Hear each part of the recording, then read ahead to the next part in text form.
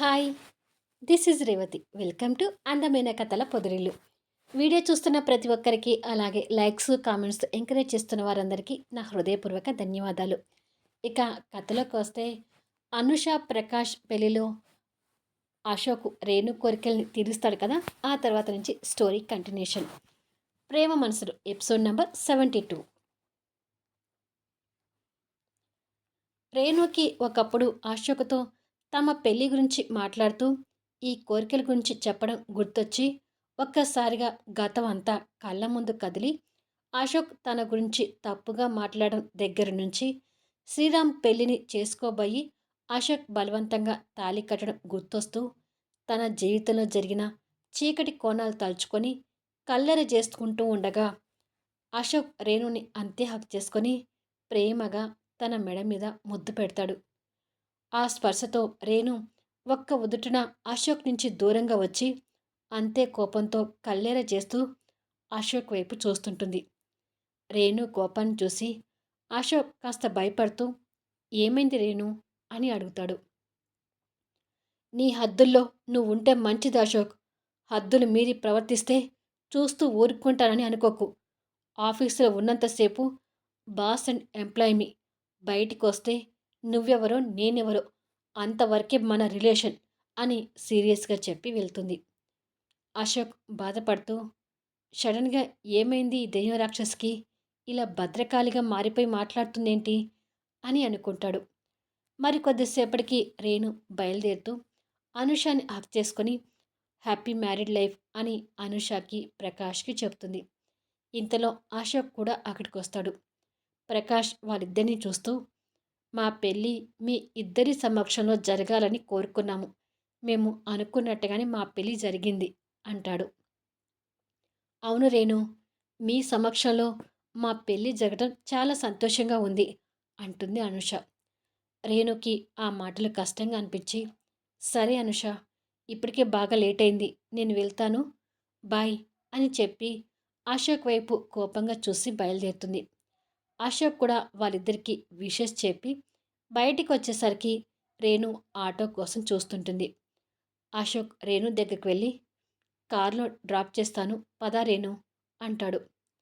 నీ కార్లో రావడానికి ఇప్పుడు నీ పియ్యని కాదు, నేను ఆటోలో వెళ్ళగలను అంటుంది. టైం ఎంతో తెలుసా? నైట్ 12. ఈ టైంలో ఆటోలో ఒంటరిగా వెళ్ళడం అంత మంచిది కాదు. నా మాట విని కార్లో వెళ్దాం పదా అంటుండగానే ఒక ఆటో వచ్చి ఆగుతుంది. రేణు అశోక్ వైపు అంతే కోపంగా చూస్తూ ఆటో ఎక్కుతుంది. ఆటో వెళ్ళిపోతుంది.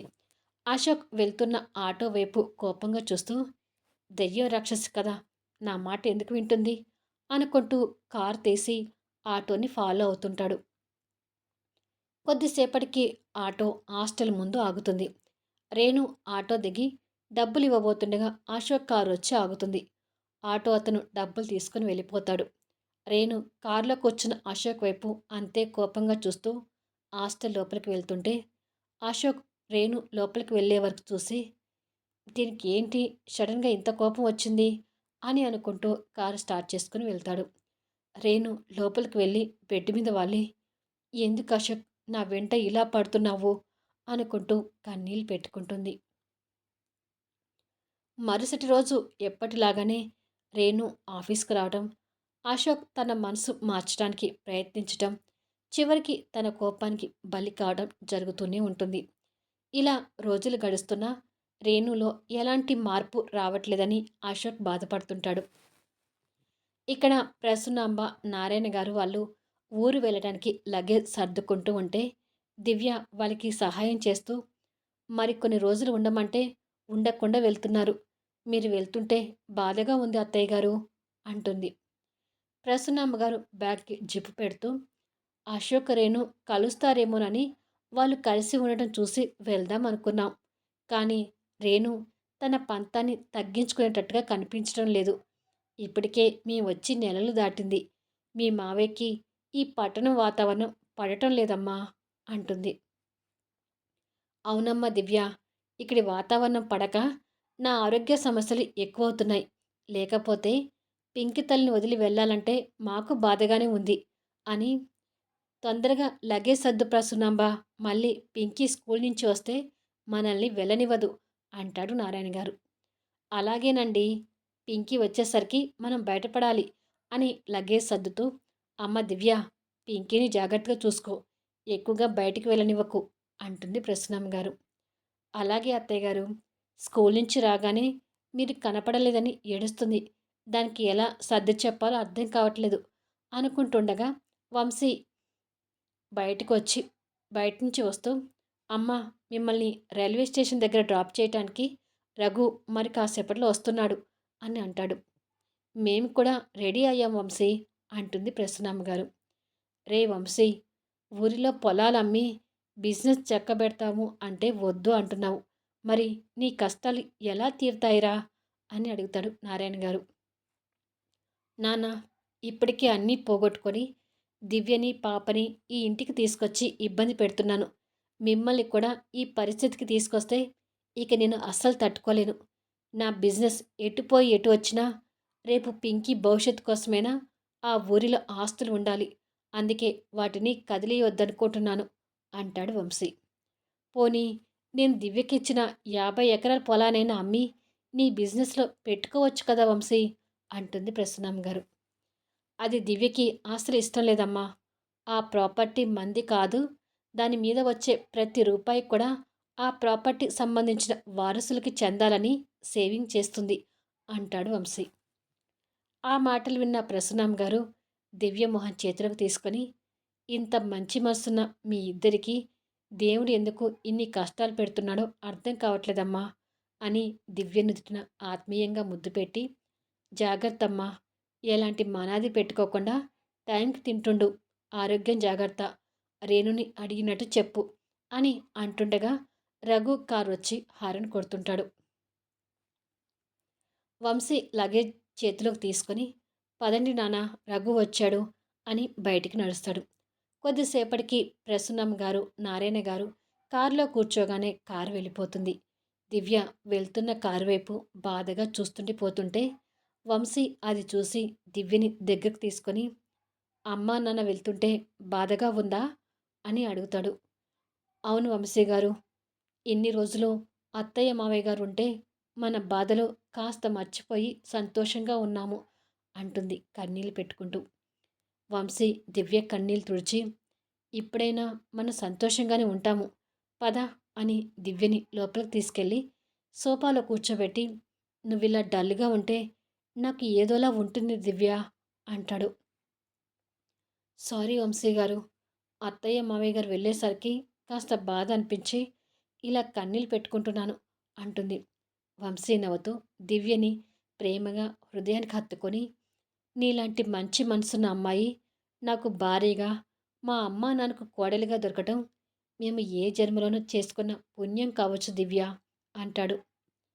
లేదు వంశీ గారు, నేను చాలా దురదృష్టవంతురాల్ని. పుట్టినప్పుడే తల్లిని పోగొట్టుకున్నాను. తండ్రి ప్రేమ తెలియకుండా పెరిగాను. అక్కడే నాది నష్టజాతకమని అర్థమవుతుంది అని అంటుంది.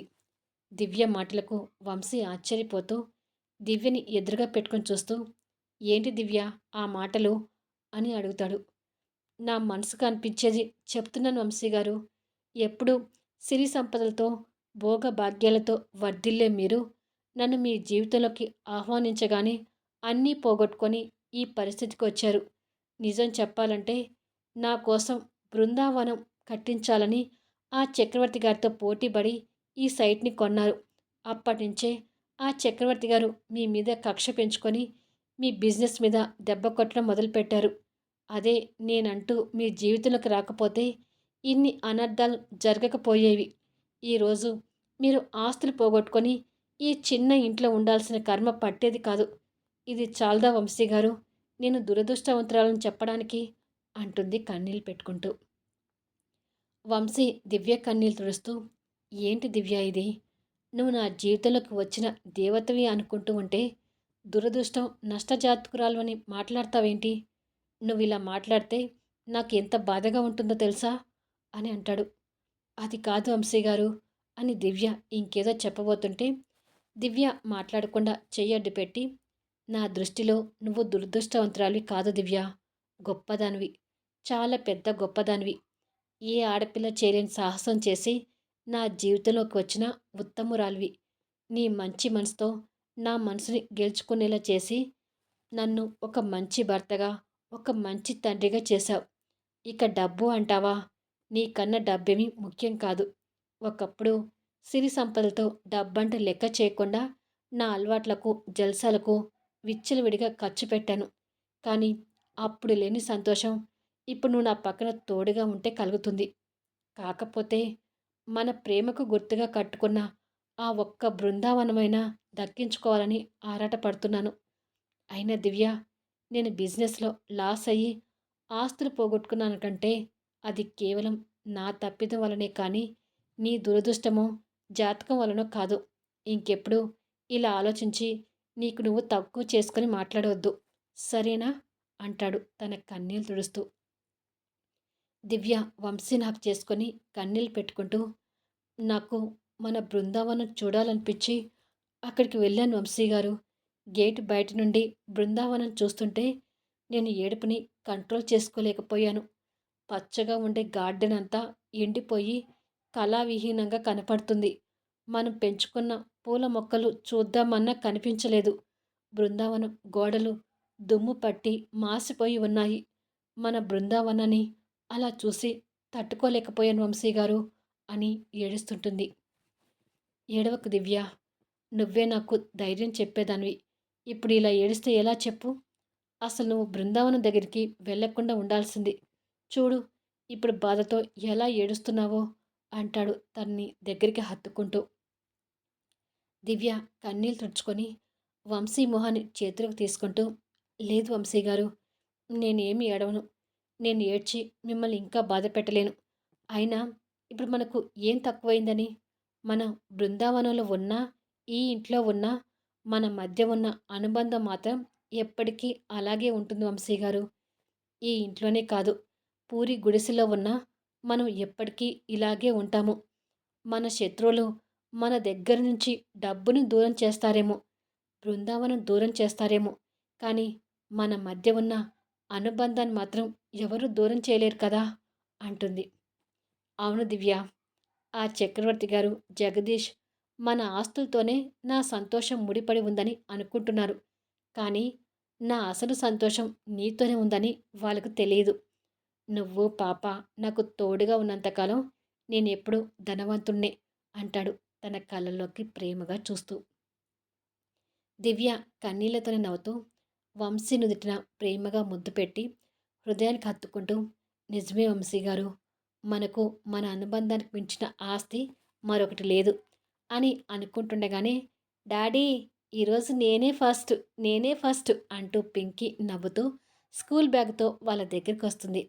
వంశీ పాపని చూసిన సంతోషంలో నవ్వుతూ వాళ్ళ మధ్యలోకి తీసుకొని, అవునా తల్లి, క్లాస్కి నువ్వే ఫస్ట్ వచ్చావా, నా బంగారం అంటూ ముద్దు చేస్తుంటాడు. కాదు డాడీ, క్లాస్ ఫస్ట్ కాదు, స్కూల్ బస్సులో నుండి ఫ్రెండ్స్ని వెనుకకు నెట్టి నేను ఫస్ట్ దిగాను అంటుంది. కూతురు చెప్పిన సమాధానానికి వంశీ కాస్త అవాక్కవుతూ మొహం పెడితే దివ్య అది చూసి నవ్వుతూ, ఇంకా మీ డాడీ చదువులో ఫస్ట్ వచ్చావని మురిసిపోతున్నాడే, ఇలాంటి షాక్ ఇస్తావని అసలు ఊహించి ఉండడు అని అంటుంది. నిజంగానే షాక్ అయ్యాను దివ్య. ఈ పిల్ల రాక్షసి మన దయ్యం రాక్షసిని మించిపోతుందనిపిస్తుంది అంటాడు నవ్వుతూ. దివ్య కూడా నవ్వుతూ, ఈ పిల్ల రాక్షసికి కూడా ఫ్యూచర్లో మరో ఆఫీస్ బాయ్ని చూడక తప్పదేమో వంశీ గారు అంటుంది. ఇలా ఇద్దరూ కలిసి అశోక్ రేణుని తలుచుకుంటూ పాపతో సరదాగా గడుపుతుంటారు. ఒకరోజు సాయంత్రం ఆఫీసులో రేణు ఫైల్ పట్టుకొని అశోక్ దగ్గరికి వచ్చి, ఆఫీస్ టైం అయిపోతుంది బాస్, కానీ ఇంకా ఈ ఫైల్ పూర్తి కాలేదు. రేపు వచ్చి ఈ ఫైల్ పూర్తి చేస్తాను అంటుంది. అశోక్ ల్యాప్టాప్లో వర్క్ చూసుకుంటూ, రేపు పండగ కదా, ఆఫీస్ ఎందుకుంటుంది అని అడుగుతాడు. రేణుకి ఆ విషయం గుర్తులేక, రేపు ఏ పండుగ ఉంది బాస్ అని అడుగుతుంది. రేపు శ్రీరాముల నవమి కదా అంటాడు వర్క్ చేసుకుంటూ. ఓ, రేపు దేవుడి పెళ్ళా అని మనసులో బాధపడుతూ ఆలోచిస్తూ, దేవుడి పెళ్ళి మా వీరులపాలెంలో బాగా జరుగుతుంది. 2 సంవత్సరాల నుంచి మా ఊరి దేవుడి పెళ్లి చూడటం లేదు. ఈసారి ఎన్ని జంటలు కూర్చొని దేవుడి పెళ్లి జరిపిస్తారో అని ఆలోచిస్తూ అంతే నిలబడుతుంది. అశోక్ లేచి నిలబడి తన మొహం ముందు చిటికెలు వేస్తూ, హలో మేడం, ఎక్కడికి వెళ్ళారు అని అడుగుతాడు. రేణు ఈ లోకంలోకొచ్చి, సారీ బాస్, ఈ ఫైల్ ఎల్లుండి కంప్లీట్ చేస్తాను అని తన చేతిలో ఉన్న ఫైల్ అశోక్కి ఇస్తుంది. అశోక్ ఫైల్ తీసుకుంటూ, ఓకే, వెళ్ళి కార్లో కూర్చో, నేను వస్తాను అంటాడు. నేను ఆటోలో వెళ్తాను అంటుంది. నిన్ను డ్రాప్ చేయటం, పికప్ చేసుకోవడం నేనే చూసుకుంటానని చెప్పాను కదా, మారు మాట్లాడకుండా వెళ్ళి నా కార్లో కూర్చో అంటాడు కాస్త సీరియస్గా. అశోక్ సీరియస్గా ఉండటం చూసి రేణు ఏమీ మాట్లాడలేక మౌనంగా వెళ్ళిపోతుంది. అశోక్ నవ్వుకుంటూ, నేను సీరియస్గా అనేసరికి మౌనంగా వెళ్ళిపోతుంది అనుకుంటూ ఫోన్ తీసి వంశీకి ఫోన్ చేసి, మరి కాసేపట్లో మేము బయలుదేరుతున్నాం ఫ్రెండ్, దివ్యని పాపం తీసుకొని రేపు మార్నింగ్ వస్తున్నారు కదా అని అడుగుతాడు. తప్పకుండా వస్తాం అశోక్, ఇప్పుడైతే మీరిద్దరు వెళ్ళండి అంటాడు వంశీ ఆఫీస్లో కూర్చొని. ఓకే ఫ్రెండ్ అని ఫోన్ కట్ చేస్తాడు. 2 గంటల తర్వాత కారు వీరులపాలెం వైపు వెళ్తుంటుంది. వెనక సీట్లో ఉన్న అశోక్ నిద్రపోతున్న రేణుని ఒడిలోకి తీసుకొని ప్రేమగా తల నిమురుతూ కూర్చుంటాడు. మరికొద్దిసేపటికి కార్ మూర్తిగారి ఇంటి ముందు ఆగుతుంది. అశోక్ రేణుని లేపుతూ, మనం దిగే ప్లేస్ వచ్చింది రేణు, నిద్రలే అంటాడు. రేణు మేలుకొని సడన్గా లేచి కూర్చొని నిద్ర కళ్ళతోనే చేతి వాచ్ చూసుకుంటూ, ఇంతసేపు ట్రావెల్ చేసావేంటి అని అడుగుతూ చుట్టూ చూసి ఆశ్చర్యపోతూ, ఇది మా ఊరు అని వాళ్ళ ఇంటివైపు చూస్తూ, మా ఇంటికి ఎందుకు తీసుకొచ్చావు అని అంతే ఆశ్చర్యంగా అడుగుతుంది.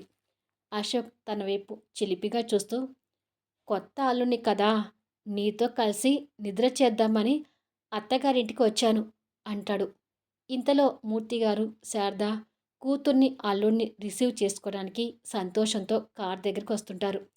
అశోక్ రేణు కారులో నుంచి దిగగానే శారద మూర్తిగారు వాళ్ళ దగ్గరకు వచ్చి, మీకోసమే ఎదురు చూస్తున్నాం, ఇంత లేట్ అయింది ఏంటి, రండి అల్లుడి గారు అంటూ వాళ్ళని ఆహ్వానిస్తుంటారు.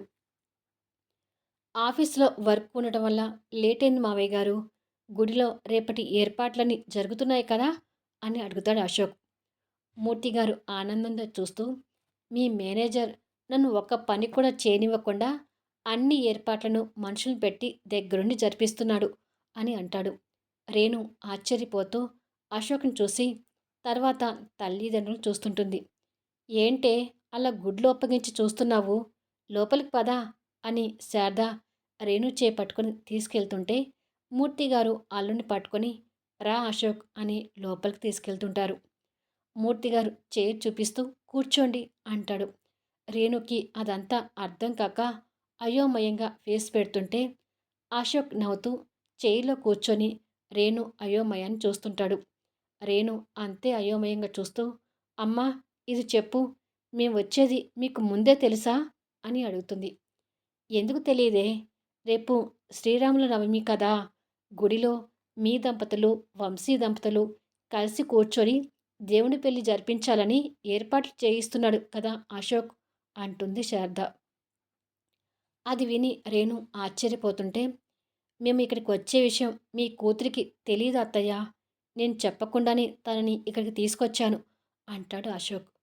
మూర్తిగారు కూతురు వైపు చూసి, వంశీ దివ్య కూడా రేపొద్దున వస్తున్నారమ్మా, మీ 2 జంటలు కలిసి పీటల మీద కూర్చొని దేవుడి పెళ్లిని జరిపించబోతున్నారు, దానికి ఏర్పాట్లు కూడా పూర్తవుతున్నాయి అంటాడు.